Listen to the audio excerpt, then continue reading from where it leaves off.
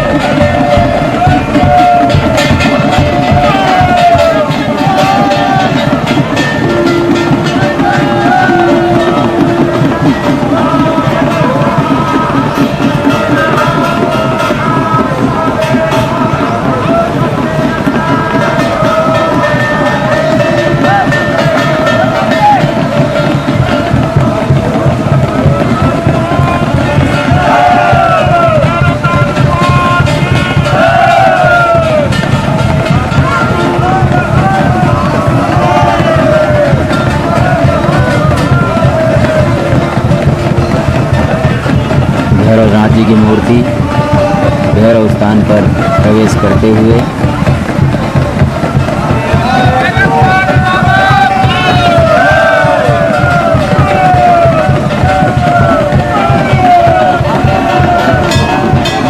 देखिए कहा जा रहा है कि ये 101 कलश हैं।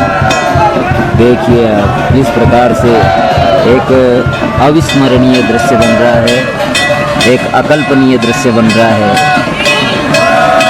माँ मंदाकिनी के तट से लाए हुए माँ मंदाकिनी के जल को इस प्रकार से धोती जोड़ करके और एक श्रृंखला बना करके और कलश यात्रा की परंपरा ये देवभूमि उत्तराखंड में ही संभव है। कितना तारतम्य है, सबकी गति से लय मिला करके चलना, कहीं किसी तो धक्का मुक्की नहीं हो जाने देना और एक ही पंक्ति बनी हुई है और प्रत्येक कलश इस श्वेत वस्त्र में के नीचे रखा हुआ है और एक अद्वितीय वातावरण बन रहा है। ऐसा लगता है जैसे माँ मंदाकिनी को वस्त्राच्छादन करके और इतने व्यक्तियों के मस्तक पर विराजित करके लाया गया है। यही भारतीय संस्कृति की विलक्षणता है। जय हो, जय हो। पहचानिए इस समय हम कहाँ से देख रहे हैं। आज अब तक जितने भी क्षेत्रों में हम गए थे वहाँ से बिल्कुल नए इलाके में आए हैं।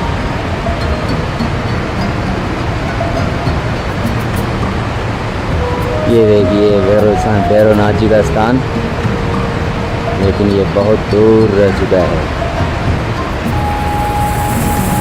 बीच में केदारपुरी, उसके बाद फिर ये मंदाकिनी और मंदाकिनी से ऊपर हम इस समय हम चोराबाड़ी ताल अर्थात गांधी सरोवर के रास्ते पर हैं। ये माँ मंदाकिनी की धारा स्पष्ट नज़र आ रही है और ये जो रास्ता जा रहा है ये चोराबाड़ी ताल के लिए जा रहा है। आज वैसे भी 4 बज चुके हैं। 4:30 बजे तक जितनी दूर हम चल पाएंगे उतनी दूर चलेंगे, बाकी अर्धव्रत हो जाएंगे। कहाँ तक चल पाते हैं ये भोलेनाथ ही जाने। आइए समय चोराबाड़ी ताल के रास्ते पर हम ठीक केदारनाथ जी मंदिर के बराबर में आ गए हैं और इस समय हम मंदाकिनी माता से बड़ी ऊंचाई पर हैं। यहाँ से देखिए इस कोण से अभी तक हमने ये दृश्य देखा नहीं था। बड़ा ही विहंगम दृश्य। ये इस कोण से अभी तक हमने ये दृश्य देखा नहीं था। बड़ा ही विहंगम दृश्य। ये गौरीकुंड से आने वाला ये रास्ता,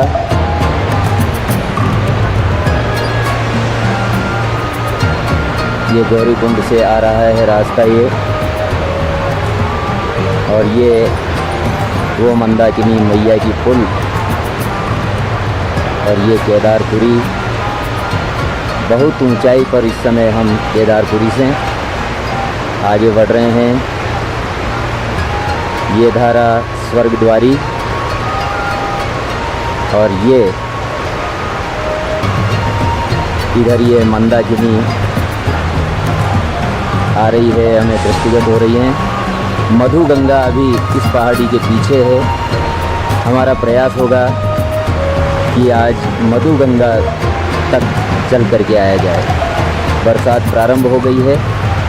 देखिए जैसे बहुत ऊंचाई पर हमें जो गुफाएं दिखाई देती है, एक गुफा के बिल्कुल नज़दीक हम हैं और दूसरी गुफा भोलेनाथ की कृपा से, देखिए ये दूसरी गुफा है जहाँ संत महात्माओं के आश्रम हैं। और हमारा रास्ता यहाँ से जा रहा है। सामने मंदाकिनी की पावन धारा हमें दृष्टिगत हो रही है। बड़ा ही अलौकिक दृश्य हमें यहाँ दृष्टिगत हो रहा है। जय गंगा मैया, जय केदार मैया। शिवाय। ओम नमः शिवाय। ओम नमः शिवाय। ओम नमः शिवाय। ओम नमः शिवाय। ओम नमः शिवाय। ओम नमः शिवाय। ओम नमः शिवाय। पर्दे हटते जा रहे हैं और हर कदम के साथ माँ मंदाकिनी और मधु गंगा हमारे निकट आती जा रही है। माँ मधु गंगा की तीव्र धारा के दर्शन हमें हो गए। आइए, जय हो माँ मधु गंगे। क्या दृश्य है, कल्पनातीत। हम मधु गंगा के धारा तक पहुँचने का सौभाग्य प्राप्त कर चुके हैं। जय मधु गंगे की धारा इतनी तीव्र है कि देखते ही कमज़ोर हृदय तो घबरा जाए। क्या विहंगम दृश्य है। इधर से ये मंदाकिनी की धारा और इधर से ये मधु गंगा की धारा यहाँ मिल रही है। बड़ा पावन दृश्य, बड़ा ही अलौकिक दृश्य यहाँ उपस्थित हो रहा है। जोराबाड़ी ताल के लिए इस मधु गंगा को पार करके और ये रास्ता जा रहा है, किंतु अभी संभव नहीं होगा हमारे लिए जाना। अकेले होने के कारण रिस्क भी नहीं उठा सकते, खतरा नहीं उठा सकते। हालांकि भोलेनाथ साथ में है, लेकिन फिर भी स्थानीय व्यक्ति होना आवश्यक है। आइए भगवती मधु गंगा में आचमन और मंत्र स्नान करके और आज की इस यात्रा को पुनः अपने आवाज़ की तरफ मोड़ें। जय गंगा मैया, जय मधु गंगे, जय मधु गंगे, हर महादेव। देखिए कि जब तक हम मधु गंगा मैया के शरणों में नहीं पहुँचे तब तक तो बहुत कुछ दिख रहा था। सारी फुलवारी, सारी घाटी, बड़ा अदम्य दृश्य नज़र आ रहा था। किंतु जैसे ही हम पुनः मुड़े और देखिए किस तरह से पूरी घाटी में बादल भर गए हैं और कुछ भी नज़र नहीं आ रहा है। अगर पहले से ही ऐसा होता तो हम किस प्रकार से आ पाते। भोलेनाथ की बड़ी कृपा है।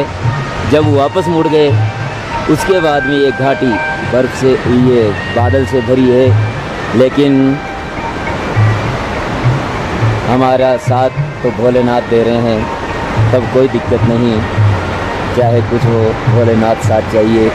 जय भोले, जय केदारेश्वर। जय। आरंभ किया था कि हम कहाँ हैं। इस समय हम जो केदारनाथ जी के मंदिर को बिजली जाती है, वो बिजली जहाँ बनती है उसके ठीक ऊपर खड़े हैं। और इधर जो ये कलकल निनाद सुन रहे हैं, ये वो क्षीर गंगा है जिसके उस किनारे पर से रास्ता जाता है और इसके ऊपर ऊपर जाकर के ही वासुकी ताल तक पहुंचा जाता है।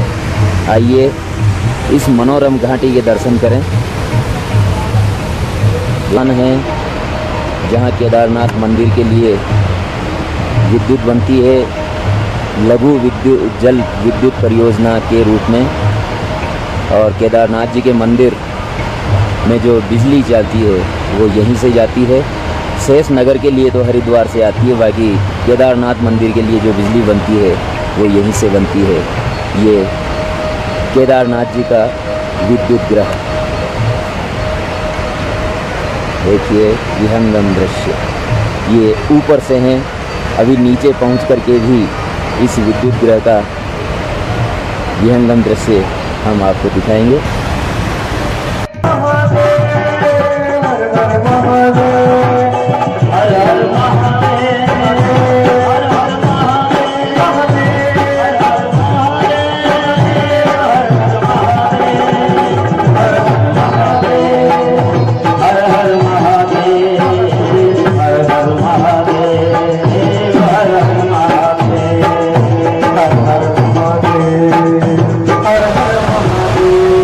बड़े जोश के साथ बहती जा रही है। ऊपर तक का दृश्य अभी हम आपको वहाँ पहुँच करके और पुनः पर से पार होंगे हम इस क्षीर गंगा को। और क्षीर गंगा का बड़ा विहंगम दृश्य, पुलिया पर से जो दृश्य बन रहा है, कितना विहंगम दृश्य है। जय हो।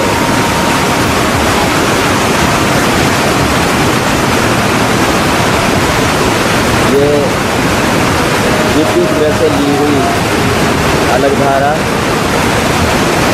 और ये मुख्य धारा क्षीर गंगा जी।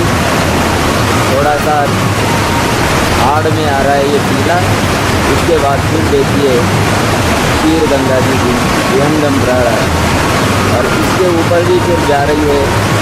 और इसी गंगा के सहारे सहारे, क्योंकि बादल छाव है, पूरी तरह से दिख नहीं पा रही, इसी के सहारे सहारे बिल्कुल इस पहाड़ के शिखर पे पहुँच करके ही और उस पार जाना होता है वासुकी ताल के दर्शन के लिए।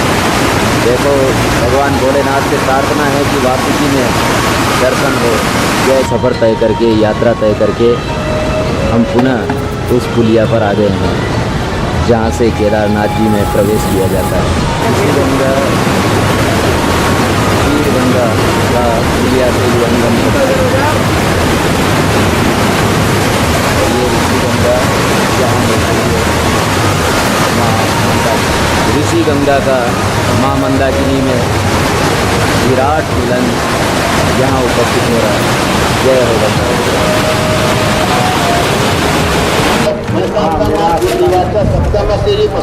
भैरवनाथ जी के यहाँ कल 3 दिनों से महायज्ञ का अनुष्ठान चल रहा है और ये महायज्ञ वास्तव में भैरव जी की नवीन मूर्ति की प्रतिष्ठा, भैरवनाथ जी की नवीन मूर्ति की प्रतिष्ठा का ये दिव्य कार्यक्रम भोलेनाथ की कृपा से